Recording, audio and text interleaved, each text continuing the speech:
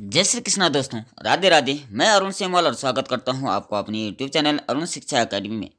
दोस्तों, आज के इस महा सेशन में हम उत्तराखंड से संबंधित कुछ महत्वपूर्ण प्रश्न लेके आए हैं जो कनिष्ठ सहायक के लिए बहुत लाभदायक सिद्ध होने वाले हैं, क्योंकि कनिष्ठ सहायक में जो है वो 25 हिंदी से संबंधित महत्वपूर्ण प्रश्न पूछे जाते हैं जो सामान्य हिंदी से रिलेटिव रहते हैं, लेकिन इनको समझना और इनको पहचानना तथा इनको याद करना आपके लिए फायदेमंद हो सकता है। ये प्रश्न आज हम 25 प्रश्नों का डिस्कस करने वाले हैं, जो 25 प्रश्न कई बार जो है अनेकों परीक्षाओं में पूछे गए, खासकर कनिष्ठ सहायक में पूछे गए हैं। ये बार बार रिपीट होने वाले प्रश्न हैं, तो इन प्रश्नों को आप रट लीजिए, याद कीजिए और 5 मार्च में जो पेपर है उसमें आप अपना अच्छा योगदान दीजिए, क्योंकि फर्स्ट में 25 नंबर की जो हिंदी व्याकरण है और 25 ही प्रश्न हम लेकर आए हैं। ये प्रश्न आपके लिए कुछ अवश्य लाभदायक होंगे। इससे पहले अगर आप हमारे चैनल पर नए हैं तो प्लीज़ चैनल को लाइक शेयर एंड सब्सक्राइब जरूर करें और कमेंट में जय श्री कृष्णा अवश्य लिखें। चलिए वीडियो स्टार्ट करते हैं। पहला प्रश्न है, निम्नलिखित में से कौन से अयोग्य वाह है? 4 ऑप्शन दे रखे हैं। ए है विसर्ग, बी महाप्राण, सी संयुक्त व्यंजन, डी है अल्पप्राण। तो अयोग्य वाह जो वर्ण होते हैं वो विसर्ग माने जाते हैं। ठीक है, इसका राइट आंसर हो जाएगा विसर्ग। ठीक है, प्रश्न नंबर 2 की बात करें। संस्कृत में भाष धातु से भाष शब्द निर्मित है, जिसका अर्थ होता है, यानी भाष का अर्थ क्या होता है? भाषा का ज्ञान, वाणी को, सॉरी ये गलत लिखा गया, व्यक्त करना, यानी वाणी को व्यक्त करना। सी है शब्दों का व्यक्त करना और डी है कोई नहीं। इसमें जो राइट आंसर हो जाएगा वह हो जाएगा आपको वाणी को व्यक्त करना। ठीक है, बात करें प्रश्न नंबर 3 की। किस क्रमांक में ई स्वर का सही उच्चारण हुआ है? यानी ई स्वर का किस उच्चारण किस स्वर में हुआ है? कंठ तालु में, कंठ में, तालु में, ओष्ठ में या मूर्धन्य में? तो ई का जो उच्चारण स्थान होता है वह होता है इचु यसानाम तालु। एक सूत्र है संस्कृत में, यानी तालु ई का उच्चारण स्थान तालव्य हो जाएगा, यानी तालु वर्ण। राइट आंसर बी इसका हो जाएगा, ई का उच्चारण स्थान तालु है। ठीक है, दोनों ई आता है इसमें, छोटी और बड़ी ई, और चवर्ग भी इसी में आता है। इचु कहा गया सूत्र है इचु यसानाम तालु, यानी ई और चवर्ग में पूरे आगे चा छा जा या, ये पूरे वर्ण जो है तालु वर्ण स्थान माना जाता है। इसका राइट आंसर हो जाएगा बी ऑप्शन। ठीक है, बात करें प्रश्न नंबर 4 की। कौन सी भाषा भारोपीय परिवार की नहीं है? यानी भारोपीय परिवार की जो भाषा है वो कौन सी नहीं होगी? मराठी, हिंदी, अंग्रेजी या मलयालम? आपको बता दें कि हिंदी की लिपि देवनागरी है और देवनागरी की जो भाषाएं हैं उसमें मराठी भी आती है और हिंदी भी आती है। ठीक है, लेकिन अंग्रेजी तो नहीं आती है, लेकिन मलयालम भी नहीं आती है। ठीक है, तो इसका जो राइट आंसर हो जाएगा वह हो गया मलयालम। ठीक है, भारोपीय परिवार की भाषा मलयालम नहीं है। अब बात करें प्रश्न नंबर 5 की। बात करें प्रश्न नंबर 5 की। व्यंजन वर्गीकरण की दृष्टि से लाभ व्यंजन किस वर्ण भेद में रखा जाता है? तो लाभ वर्ण को क्या माना जाता है? आपने आज तक शायद नहीं सुना होगा, लेकिन अब आप समझे। ठीक है, वैसे तो हम मानते हैं कि अंतस्थ जो वर्ण होते हैं, अंतस्थ व्यंजन वर्ण, उसको कौन से हैं? या रा, सॉरी, अंतस्थ व्यंजन कौन से? या रा, ला, वा।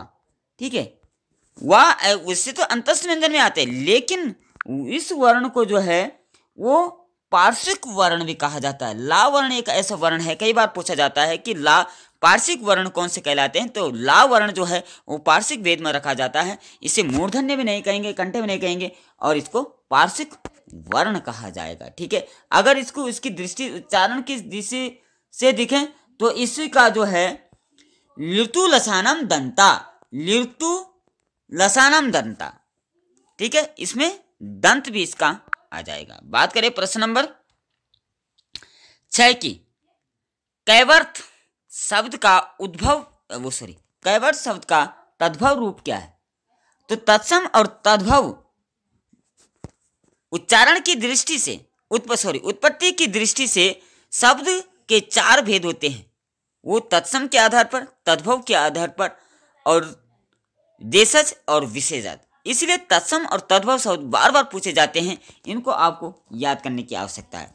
तत्सम का मतलब होता है जो संस्कृत का ही रूप है, यानी हिंदी में भी संस्कृत का ही रूप प्रयोग हो रहा है। और तद्भव का मतलब हो गया उसका भावार्थ, यानी हिंदी अनुवाद उसका क्या होगा, वो तद्भव कहलाता है। ठीक है, तो कैवर्त शब्द का तद्भव रूप क्या होगा, कैवर्त हो गया संस्कृत का और कवट हो गया हिंदी का, यानी इसका जो राइट आंसर हो जाएगा वो कवट होगा। मल्लाह नहीं होगा, नाविक नहीं होगा, कवल भी नहीं होगा, इसका राइट आंसर कवट आ जाएगा। ठीक है। बात करें प्रश्न नंबर 7 की।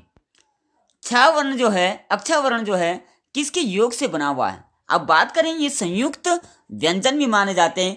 का सा को मिला करके अक्षर बनता है काचा, और ठीक है ता और रा को मिला करके, ता धन रा को मिला करके त्रा बनता है। जा और या को मिला करके ज्ञा बनता है। सा और रा को मिला करके श्रा बनता है। ठीक है, तो इसका जो राइट आंसर हो जाएगा वो कासा हो जाएगा। कासा के योग से जो है वो अक्षर बनता है। ठीक है, कई बार उत्तर में आता है, प्रश्न आता है कि किसके योग से बनता है, तो हम 7 3 प्रकार के होते हैं, दंती सा, तालव्य सा, मूर्धन्य सा और तालव्य सा। ठीक है, तो ये 2 सा नहीं बल्कि ये षटकोण वाला सा होता है। का सा के योग से अक्षर बनेगा। ठीक है, बात करें श्रृंगार। श्रृंगार शब्द का तत्सम रूप क्या होगा, श्रृंगार। अब तत्सम पूछा यानी संस्कृत का रूप पूछा है। श्रृंगार जो होता है यानी जो सजने संवरने वाला, श्रृंगार का तत्सम रूप क्या होगा, श्रृंगार होगा। श्रृंगार हो रहा, श्रृंगार, श्रृंगार, श्रृंगार। सुनने में उच्चारण के अनुसार एक जैसा लग रहा है, लेकिन शब्द की दृष्टि से अलग अलग है। अब आप बताइए कि इसका तद्भव रूप, तत्सम रूप क्या होगा, तो इसका जो राइट आंसर हो जाएगा वह होगा श्रृंगार। ठीक है, मूर्धन्य सा पे री लगा हुआ है और अंक की मात्रा है, ऐसा वाला जो श्रृंगार होगा वो संस्कृत का रूप यानी तत्सम रूप होगा। इसका राइट आंसर हो जाएगा बी ऑप्शन, श्रृंगार। ठीक है, अब बात करें प्रश्न नंबर 9 की। निम्नलिखित में से कौन सा वर्ण उच्चारण की दृष्टि से दंत्य है। उच्चारण की दृष्टि से दंत्य वर्ण कौन से हो गए, तो अभी हमने बात की थी कवर्ग का जो उच्चारण स्थान होता है, कवर्ग का उसका होता है अकुह विसर्जनीय नाम सूत्र आता है कंठ। कवर्ग आ गया, कंठ आ गया, चवर्ग आ गया, तालु आ गया, इचु ऐसा नाम तालु होता है। ठीक है, और दंत का आ गया लिर्तु लसा नाम दंता लिर्तु, यानी तवर्ग जो है वो दंत का उच्चारण स्थान होता है, यानी ता, था, द, ध और न। ये वर्ण जो है दंत आता है। इसका राइट आंसर हो जाएगा सी ऑप्शन यानी दा वर्ण। ठीक है, सॉरी ता वर्ण या नहीं पूछा है। ठीक है, तो टा वर्ण इसका आ जाएगा, यानी अभी हमने ऊपर बात की थी कि ता भी जो है वो लिर्तु लसानम दंता में आता है, ना भी इसी का वर्ग का है और दा भी इसी का है, इसलिए इसका जो राइट आंसर हो जाएगा यहाँ नहीं पूछा है तो टा वर्ग, यानी टा वर्ग का जो उच्चारण स्थान होता है वह होता है मूर्धन्य वर्ण। ठीक है, ऋतु रसाणम मूर्धा, ऋतु रसाणम मूर्धा, यानी टवर्ग का जो उच्चारण स्थान होता है वह मूर्धन्य होता है, संस्कृत में मूर्धन्य। ठीक है, इसलिए इसका मूर्धन्य होगा, इसलिए ये विपरीत शब्द हो गया यहाँ पे। अब बात करें प्रश्न नंबर 10 के। विस्तृत का विलोम शब्द क्या होता है। विस्तृत का अर्थ ही होता है बहुत विस्तार से लिखना। संपन्न होगा, ये साम्य होगा, लघु होगा, ये संक्षिप्त होगा। तो लघु का मतलब छोटा होता है, संपन्न का मतलब जो परिपूर्ण है, साम्य का मतलब भी मधुर होता है, लेकिन इसका जो राइट आंसर हो जाएगा संक्षिप्त हो जाएगा। विस्तृत माने बड़ा, संक्षिप्त मतलब छोटा आकार। ठीक है, right answer is D option यानी संक्षिप्त, इसका उत्तर सही हो जाएगा। बात करें प्रश्न नंबर 11 की। हिंदी शब्दकोश में अक्षर का क्रम किस वर्ण के बाद आता है। अक्षर वर्ण का अक्षर का क्रम जो है किस वर्ण के बाद आता है? का के बाद, छा के बाद, त्रा के बाद, जांग के बाद, ज्ञा के बाद। अब बात करें ज्ञान वर्ण की। ज्ञान वर्ण जो बना हुआ है वो जा प्लस या से बना हुआ है। त्रा वर्ण जो है वो ता प्लस रा से बना हुआ है। छा जो है वो चवर्ग का वर्ण है छा। और का वर्ण जो है का प्लस सा के योग से अक्षर बनता है, यानी इसका जो राइट आंसर हो जाएगा वहां क्रम में का इसका सही आंसर आ जाएगा। ठीक है, ये ऑप्शन इसका राइट आंसर हो जाएगा। बात करें प्रश्न नंबर 12 की। अतिथि का पर्यायवाची शब्द कौन सा है? अतिथि को पर्यायवाची का मतलब होता है समानार्थक शब्द भी इसको कहते हैं कि समानार्थ, एक समानार्थ वाले। ठीक है, अतिथि को पाहुन कहेंगे, पार्थ कहेंगे, देवांगना कहेंगे, या निशाचर कहेंगे। निशाचर का मतलब होता है, निशा मतलब रात्रि को चलने वाला। देवांगना हो गया देव के प्रति जिसकी बहुत अटूट श्रद्धा है, जो देव को समर्पित हो चुका है। पार्थ का मतलब स्वामी होता है और पाहुन का मतलब होता है अतिथि। अतिथि को पाहुन भी कहा जाता है, इसलिए राइट आंसर ए ऑप्शन हो जाएगा, पाहुन इसका सही आंसर बन जाएगा। बात करें प्रश्न नंबर 13 की। यदि नीचे का होंठ पूरी तरह काट दिया जाए तो किस ध्वनि के उच्चारण में कठिनाई होगी? प्रश्न ध्यान से सुनिए। यदि नीचे का होंठ पूरी तरीके से काट दिया जाए तो किस ध्वनि के उच्चारण में कठिनाई होगी? पहला ऑप्शन है ला, दूसरा बा, तीसरा धा, या चौथा डी ऑप्शन हो गया खा। तो अब आपको क्या करना है, यहाँ पे ऊंट तो काटना नहीं है, अब ऊंट को पकड़ के रखना है, तब हमने शब्द बोलना है ला, वा, धा, खा। कहने का मतलब ला भी बोला जा रहा है, धा भी बोला जा रहा है, खा भी बोला जा रहा है, लेकिन बा बोलने में कठिनाई हो रही। बा, क्योंकि बा का जो उच्चारण स्थान है वो ओष्ठ माना जाता है। उपु पद्मानिया नाम मोष्ठो इसका सूत्र होता है, यानी पवर्ग का जो उच्चारण स्थान होता है ओष्ठ होता है, और जब दोनों ओंठ हमारे मिलते हैं तब बा वर्ण बोला जाता है, इसलिए बा वर्ण को बोलते समय यहाँ कठिनाई होगी। राइट आंसर हो जाएगा बी ऑप्शन, यानी बा वर्ण इसका सही है। ठीक है, कुछ शब्द ऐसे होते हैं जो हमें प्रैक्टिस करके बोलने पड़ते हैं। उच्चारण स्थान खासकर जब भी उच्चारण स्थान की बात आती है तब आपको अपनी जीवा देखनी कि हमारी जीवा कहाँ स्पर्श हो रही है, और जहाँ जीवा स्पर्श हो रही है वही उसका उच्चारण स्थान है। ठीक है, हम संपूर्ण हिंदी का अध्ययन आपको कराएंगे, बस आप हमारे साथ एकाग्रता होकर के डटे रहें। चैनल को सब्सक्राइब कीजिए और कमेंट में जय श्री कृष्णा अवश्य लिखते रहें। बात करें प्रश्न नंबर 14 की। कौन सा बगीचा का पर्यायवाची नहीं है? अब बगीचा यानी उपवन भी इसको कहा जाता है, कौन सा उसका पर्यायवाची नहीं है? वाटिका नहीं है, वारिद नहीं है, उपवन नहीं है, आराम नहीं है। तो वाटिका भी इसको कहा जाता है, उपवन भी इसको कहा जाता है, आराम भी इसको कहते हैं, आराम ग्रह भी कहा जाता है। बगीचा जहां होता है वो संतुष्टि प्रदान होती है, चारों तरफ खुशियां, खुशबू महकती है, हरियाली चारों तरफ रहती है, यानी आराम, आराम आ जाता है।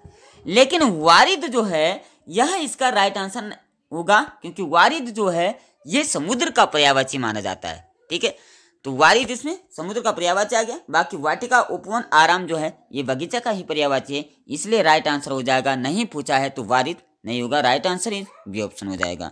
बात करें प्रश्न नंबर 15 की। किस क्रमांक में अघोष व्यंजन है? अब सघोष और अघोष की बात करें, किस वर्ण में?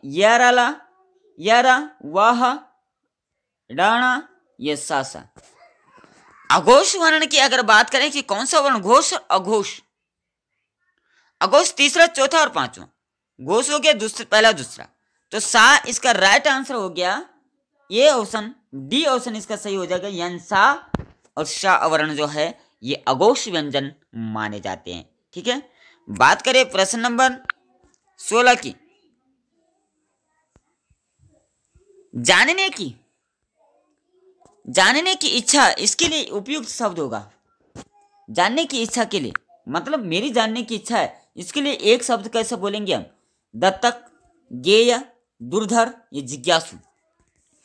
तो इसका जो राइट आंसर हो जाएगा वो जिज्ञासु होगा, यानी जिज्ञासु का मतलब है कि जानने की इच्छा करने वाला। इतना बड़ा शब्द ना बोल करके इसको जिज्ञासु ही कहेंगे। ठीक है, right answer is D option यानी जिज्ञासु। बात करें प्रश्न नंबर 17 की। किस व्यंजन के उच्चारण में जिह्वा तालु से नहीं टकराती है? अब यहां भी हमने वही प्रयोग करना है। ऑप्शन दिया चा या घाषा। तो अब हमने जीव क्या कहा, किस व्यंजन के उच्चारण में जिह्वा तालु से नहीं टकराती है, तो अपने वही करना, चा वर्ण बोलना है, चा चा या घा श। तो इचु यशानाम तालु, इचु यशानाम तालु, ये चवर्ग, इचु का मतलब है चवर्ग। ठीक है, चवर्ग में आ गया, चा भी आ गया, या वर्ण भी तालु स्थान है, ये सा वर्ण भी जो है ये तालु का स्थान है। इचु यशानाम तालु, ई उ या और शा, इनका उच्चारण स्थान जो है वो तालु होता है। यहां पूछा है तालु से नहीं टकराती है, तो घा वर्ण आ गया। ठीक है ना, तो ये घा वर्ण जो है ये कंठ माना जाता है, कंठ वर्ण है। अकुह विसर्जन्यानाम कंठा, यानी कवर्ग का खा गा गा, ये कंठ स्थान होता है, इसलिए राइट आंसर है सी ऑप्शन, इसका हो जाएगा घा वर्ण जो है वो जिह्वा तालु से नहीं टकराती है। ठीक है, बात करें प्रश्न नंबर 18 की। समरूपी शब्द अविराम अविराम का सही अर्थ क्या होगा? सुंदर आराम, सुंदर लगाकर, लगातार, दरिद्र या विश्राम। तो इसका जो राइट आंसर हो जाएगा वह हो जाएगा सुंदर लगातार। ठीक है, अविराम का मतलब हो गया सुंदर, अब अविराम दोनों शब्द सुनने में तो एक जैसे, अविराम और अभिराम। अभिराम का अर्थ होता है सुंदर, अविराम का अर्थ होता है लगातार। ठीक है, दोनों मैंने कहा ना कि सुनने की दृष्टि से, उच्चारण की दृष्टि से एक जैसे लगे, लेकिन शब्द की दृष्टि से अलग अलग है और दोनों का अर्थ अलग अलग है। ठीक है, अब बात करें 19 की बात करें, किस क्रम में अंतस्थ व्यंजन है? तो किस क्रम में होगा? गा घा सॉरी गा घा दा धा डा ढा यावा। अब क्या कहा? अंतस्थ व्यंजन। अंतस्थ व्यंजन की बात करें वर्णों की दृष्टि से, अंतस्थ व्यंजन कहलाते हैं या वा रा और ला। ठीक है, तो ये सामान्य सी बात है, डी ऑप्शन इसका सही हो जाएगा, या वा इसका आ जाएगा। अब बताया है कि कौन सा शब्द, अब बात करें कि प्रश्न नंबर 20 की, कौन सा शब्द स्त्रीलिंग में प्रयुक्त होता है? अब ऐसे शब्द भी पूछे जाते हैं। स्त्रीलिंग में प्रयुक्त होने वाले शब्द ऋतु, धावा, ऋषि या किताब। किताब शब्द जो है ये पुल्लिंग में प्रयुक्त होता है, ऋषि शब्द जो है पुल्लिंग में प्रयुक्त होता है, धावा शब्द जो है पुल्लिंग में प्रयुक्त होता है, लेकिन ऋतु शब्द जो है ये हमेशा स्त्रीलिंग में प्रयुक्त होता है, यानी ऋतुएं आने वाली है, वसंत ऋतु है, शरद ऋतु है, तो ये स्त्रीलिंग में प्रयुक्त होते हैं, इसलिए राइट आंसर ए ऑप्शन इसका हो जाएगा। बात करें प्रश्न नंबर 21 की। निम्नलिखित वाक्यों में से शुद्ध वाक्य है, शुद्ध वाक्य कौन सा होगा? मुझे बुलाया गया, मुझे मेरे को बुलाया गया, मुझे अपने को बुलाया गया, ये मुझे बुलाया गया। तो राइट आंसर इसका हो जाएगा ये ऑप्शन, मुझे बुलाया गया। ठीक है, बात करें प्रश्न नंबर 21 की, प्रश्न नंबर 22 की बात करें। निम्नलिखित वाक्यों में से शुद्ध वाक्य, अब ऐसे प्रश्न भी पूछे जाते हैं, लगेंगे, मैंने कहा कि उच्चारण की दृष्टि से एक जैसा हो सकता है, लेकिन शाब्दिक दृष्टि से वो अलग अलग भिन्न जरूर होगा। यहां भी वही वाली प्रॉब्लम है। शुद्ध वाक्य हमने चुनना है। वाह क्या बात है, वाह क्या बात है, वाह क्या बात है, वाह क्या बात है। अब उच्चारण की दृष्टि से एक जैसे होगी, लेकिन ये शाब्दिक दृष्टि से अलग अलग होंगे। इसमें जो सही आंसर होगा वह होगा ए ऑप्शन, राइट आंसर आ जाएगा, क्योंकि इसमें पूर्ण विराम का चिन्ह है, बी ऑप्शन में प्रश्नवाचक है, सी ऑप्शन में संबोधन बोधक नहीं है, डी ऑप्शन में कॉमा लगाया गया है। राइट आंसर ये ऑप्शन, वाह क्या बात है। अब बात करें प्रश्न नंबर 23 की। गुरु का बहुवचन क्या होगा? अब ऐसे शब्द भी पूछे जाते हैं, गुरुए, गुरुजन, गुरुओं या गुरु। तो इसका जो राइट आंसर हो जाएगा वो ऑप्शन हो जाएगा इसका बी ऑप्शन, यानी गुरुजन इसका सही आंसर हो जाएगा। बात करें प्रश्न नंबर 24 की। आयुष्मान का स्त्रीलिंग क्या होगा? तो आयुष्मान का जो स्त्रीलिंग होगा आयुष्मत, आयुष्मती, आयुष्मानी, कोई नहीं। तो इसका जो राइट आंसर हो जाएगा वो आयुष्मती इसका राइट आंसर हो जाएगा। बात करें आखिरी प्रश्न यानी 5वें 25 नंबर प्रश्न की, और 25 प्रश्न कनिष्ठ सहायक में पूछे जाते हैं, यानी जो 5 मार्च को पेपर होने वाला है। और इसके लिए हमने अब हमेशा इसका हम एक सीरीज डालेंगे और कई सारे प्रश्न हम आपको कराने वाले हैं। आप लगातार हमारे साथ बनिए रहिए और कमेंट में जय श्री कृष्ण अवश्य लिखें। आखिरी प्रश्न है, कारक के कितने भेद होते हैं? 6, 4, 5, 8। तो कारक के जो है वो 8 भेद होते हैं, यानी कर्ता, कर्म, करण, संप्रदान, अपादान, संबंध और अधिकरण तथा संबोधन, ये 8 प्रकार के भेद होते हैं। ठीक है, तो दोस्तों कुल मिलाकर के हमने ये 25 प्रश्नों का हमने यहाँ पर आपके विवेचना किया, जो लगभग अनेकों कनिष्ठ सहायक भर्ती में पूछे गए हैं। बार बार जो है उत्तराखंड से संबंधित प्रश्न पूछे जा रहे हैं, बार बार ये कहीं ना कहीं रिपीट होते जाते हैं। इनमें से 2-4 प्रश्न ऐसे होंगे जो आपकी परीक्षा में अवश्य ही आएंगे, और जब पेपर हो जाए और इनमें से कुछ प्रश्न आपकी परीक्षा में आ जाए तो हमें कमेंट में अवश्य अपना सहयोग दीजिए, अपने विचार व्यक्त कीजिए। आज के लिए इतना ही। जय श्री कृष्ण, राधे राधे।